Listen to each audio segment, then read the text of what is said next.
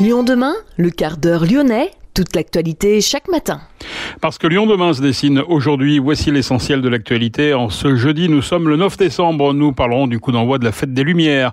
Hier soir, avec plusieurs verbalisations. L'explosion de la circulation du Covid-19. L'Agence régionale de santé vient de demander aux hôpitaux privés et publics de lancer leur plan blanc, et ce jusqu'au 3 janvier. Plusieurs syndicats de l'hôpital Édouard Herriot appellent les agents de ce site des HCL à une grève illimitée à partir d'aujourd'hui. Bruno Bernard a assisté hier à la première soudure du rail du prolongement de la ligne B. Le château de la Croix-Laval est en chantier. Il va devenir le CFA de la gastronomie en septembre 2022. Pour en savoir plus, nous avons rencontré Christian Tête-Doigt, le chef étoilé à l'origine de ce projet. Un point ferme retiré à l'Olympique lyonnais après les incidents qui ont marqué le match OL-OM. Un match à rejouer à Lyon, mais à huis clos. L'Olympique lyonnais pourrait faire appel de cette décision. Lyon demain, le quart d'heure lyonnais, toute l'actualité chaque matin. Gérald de Bouchon. Bonjour à tous, bienvenue dans ce quart d'heure lyonnais. Les Lyonnais ont donc renoué avec la fête des Lumières hier soir. Le froid et la menace du Covid ne les ont pas empêchés de sortir pour découvrir une trentaine d'installations. Quelques infractions au protocole sanitaire ont été observées, notamment dans le Vieux-Lyon. La préfecture a procédé à au moins 4 verbalisations de commerçants qui vendaient du vin chaud à emporter. Les commerçants ont reçu des amendes de 135 € avec une menace de fermeture administrative en cas de récidive lors des 3 prochaines soirées. La jauge de 1500 personnes n'a pas eu de mal à être tenue du côté de la place Maréchal-Lyotet dans l'espace de restauration accessible avec passe sanitaire. Il faut dire que les marchands ambulants étaient nombreux également sur la rive gauche, en limite du périmètre interdit.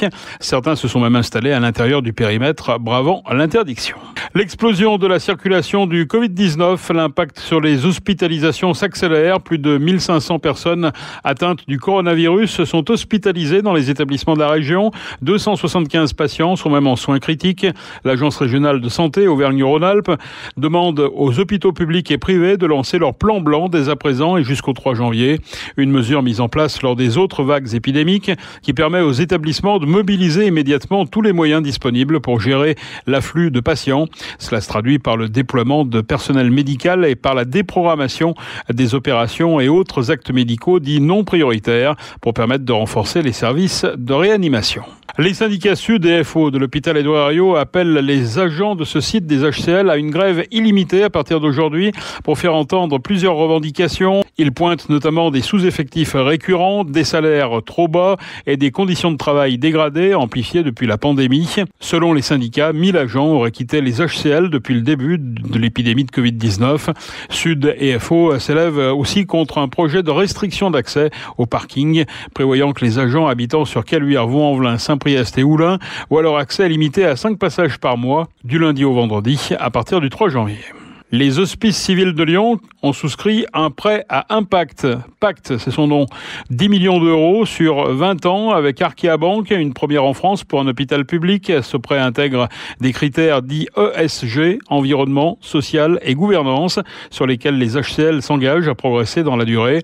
Les Hospices civils de Lyon ont pour objectif de devenir exemplaires en matière de développement durable et de transition écologique.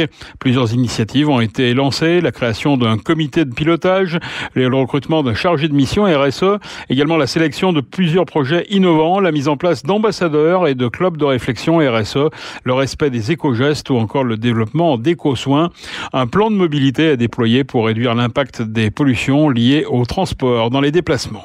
De déplacement, il en était question hier, puisque Bruno Bernard a assisté à la première soudure de rail du prolongement de la ligne B, un événement qui marque le début de la pause des voies ferrées, qui desserviront fin 2023 les nouvelles stations de Oulin-Centre et Saint-Genis-Laval, Hôpital Lyon-Sud. La construction a débuté en 2018. Le creusement du tunnel de 2,4 km qui relie Saint-Genis-Laval au terminus actuel de la ligne B, Oulin-Gare, est terminé, tout comme le démontage du tunnelier. La mise en service est prévue fin 2023. À cette date, le métro B permettra de relier Saint-Genis-Laval à la Part-Dieu en 15 minutes. Lyon demain, les Lyonnais vont vous surprendre. Le château de la Croix-Laval à Marcy-l'Étoile, connu autrefois pour ses poupées, va devenir le centre de formation d'apprentis de la gastronomie en septembre 2022. D'ici là, une dizaine d'entreprises sont mobilisées sur le chantier. Architectes, plomberie, maçonnerie, électricité, chauffage, peinture et menuiserie. Pour les métiers du bois, entreprise spécialisée dans la restauration de monuments classés, le chantier est prévu pour durer 6 mois avec la rénovation et la remise aux normes des quelques 130 fenêtres du château.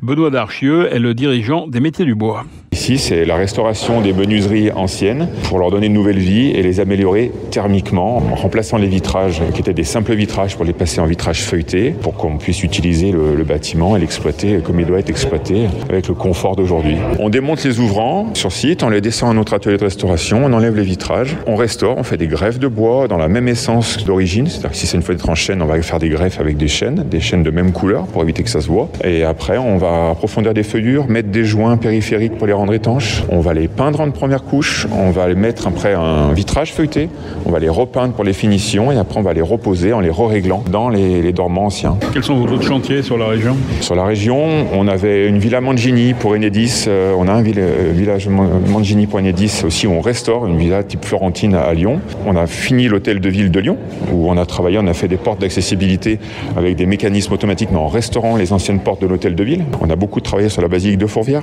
on a refait toutes les couvertures de la basilique de Fourvière en ardoise, on a travaillé sur la cathédrale Saint-Jean. On peut conserver le patrimoine en l'état et tout en l'améliorant. Oui, par contre c'est vrai que ça s'appelle des techniques empiriques, ça s'apprend pas à l'école et c'est une transmission de certains salariés compagnons à d'autres compagnons. Voilà, on n'apprend pas forcément ça à l'école, d'où l'intérêt de l'apprentissage et l'intérêt de la transmission. On manque de personnel et on en cherche et on s'aperçoit que l'apprentissage diminue de plus en plus dans les CFA et nous on a besoin d'avoir des jeunes, de les accueillir, de les former et après nous ils partent sur le tour mais parfois quand ils veulent se sédentariser ils reviennent, ils s'installent chez nous et on est content. La rénovation du château de la Croix-Laval a un coût total de 11 millions d'euros, 8 millions pour les travaux, 3 millions d'euros pour l'aménagement.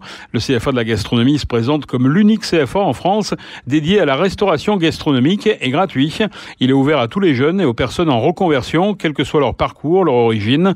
Le CFA propose 8 formations diplômantes, du CAP au bac pro sur 5 métiers, cuisine, service, sommellerie, pâtisserie, boulangerie, ainsi que des modules de formation aux nouvelles tendances, la mixologie, le barista, les arts du thé ou encore la street food. À l'origine du projet, le chef étoilé Christian Tête-Doigt, avec de nombreux professionnels de la restauration lyonnaise. C'est d'ailleurs avec Christian Tête-Doigt en personne que nous avons visité le château de la Croix-Laval, encore en travaux. Alors dans le grand hall d'entrée, donc il y a juste une grande table où on va pouvoir pianoter un petit peu pour justement découvrir les différents éléments, différents endroits où on va pouvoir se restaurer. Donc il y aura tout de suite en entrant sur la gauche donc le bar aux épices. Dans l'enfilade, il y aura le salon de thé, la roseraie. De l'autre côté, donc vous allez avoir donc les salons qui vont être à usage de séminaires, de repas en tout genre, mariage, anniversaire, etc. Au niveau -1, donc là on va descendre quelques marches et là on arrive dans ce qui va être le restaurant gastronomique où il y aura la cuisine d'application avec les élèves. Et puis sur la droite vous allez avoir le salon des mères. Ça va être un petit salon pour une table de 12 personnes qui va être un petit peu sympathique aussi avec l'ancienne cheminée qui servait de la cuisine pour le château il y a très très très longtemps. Et puis ensuite on va monter par l'ascenseur pour rejoindre un espace où il va y avoir le réfectoire des élèves. À l'étage de ce réfectoire vous allez avoir les classes et puis dans la continuité on va arriver sur le bistrot, donc le bistrot du potager en référence bien sûr au potager qui se trouve ici juste à côté. Là c'est donc le conservatoire régional des variétés anciennes. Il a été très longtemps entretenu avec la complicité du CRBA qui est le Centre régional de botanique appliquée avec qui je travaille depuis de nombreuses années et maintenant qu'ils sont partis à la ferme Melchior à Charlie, du coup c'est la métropole qui a récupéré la gestion de ce conservatoire et qui le fait très bien. Voilà, donc on est dans un environnement qui est un petit peu magique. Au début des travaux, c'est vrai qu'il y a beaucoup à faire. On a fait donc la restructuration du château, donc avec des ouvertures, agrandissement des ouvertures pour justement être aux normes d'accessibilité. Et puis maintenant, on attaque la plomberie, l'électricité, les doublages. On refait toutes les fenêtres, on les conserve, on les restaure, parce qu'on essaye d'avoir une empreinte écologique importante. Voilà, un beau projet avec plusieurs cuisines d'application. Il y en aura 3 au total. Donc les élèves pourront voir différentes facettes du métier, avec de la pâtisserie, de la boulangerie, de la cuisine, bien sûr les métiers du service qui sont très importants. Et puis ils pourront voir donc dans la réalité, eh bien le travail du traiteur justement, parce qu'il y aura aussi des activités liées au salon. Et puis la petite boutique, je ne vous ai pas parlé de la petite boutique qui se trouve juste à côté du bistrot, où là il y aura des plats cuisinés, il y aura des terrines, il y aura des gâteaux, des pâtisseries, des confiseries, des très bons vins. Voilà, plein de choses à découvrir. En quoi la formation est si spécifique par rapport à une école cuisine traditionnelle? Alors, elle est très différente puisque du coup, les élèves vont arriver ici pour 3 mois de toute la France. Ils vont être en immersion totale, c'est-à-dire qu'ils ne partiront pas même le week-end. Ils auront des programmes de sport le week-end. Et en semaine, ils seront vraiment en immersion totale dans le château parce qu'ils seront en internat. Et ils vont découvrir comment ils vont pouvoir travailler après le reste de l'année dans l'entreprise, tout en suivant leurs cours en distanciation. Alors on sait par expérience, vu la crise sanitaire qui vient de passer, que c'est pas simple de garder l'attention des jeunes justement à distance, mais on a mis en place une équipe de coachs à l'image et à l'initiative donc de l'atelier des chefs à Paris qui fait ça depuis 5 ans et qui ont des résultats incroyables. Et l'idée c'est de rendre ces métiers attractifs à nouveau. Oui, il faut leur faire comprendre aux jeunes que bien sûr que c'est un métier où l'engagement est important, mais on a de plus en plus de temps libre dans ce métier et quand on fait un métier avec la passion, franchement, c'est pas dur de se lever le matin et ça reste important parce que beaucoup de gens ont de la peine à se lever le matin. Le chef étoilé Christian Tête-Doigt, le CFA de la gastronomie, sera un lieu de formation tourné vers les enjeux actuels du respect de l'environnement, un circuit court, lutte contre le gaspillage alimentaire, saisonnalité, avec proximité du potager conservatoire de la métropole. L'établissement a accueilli cette saison ses premiers apprentis, mais sur un site délocalisé du côté de Saint-Chamond. Lyon demain, média agitateur d'idées. La commission de discipline de la Ligue de football professionnel a décidé hier de retirer un point ferme à l'Olympique lyonnais après les incidents qui ont marqué le match OL-OM. Un match à rejouer à Lyon, mais à huis clos.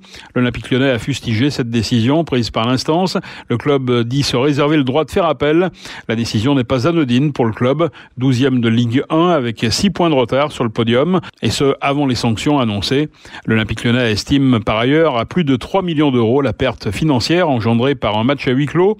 Dans le camp lyonnais, on défendait la thèse de l'acte individuel et isolé que personne ne peut anticiper ni empêcher. Pour rappel, l'auteur du jet de projectile sur Dimitri Payet a été condamné par la justice à 6 mois de prison avec sursis en comparution immédiate.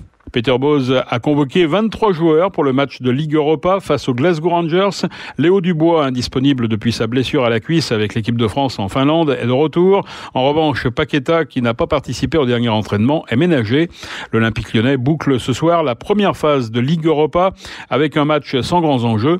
En effet, les Glasgow Rangers se sont également assurés de terminer 2e et de jouer donc les barrages en février prochain.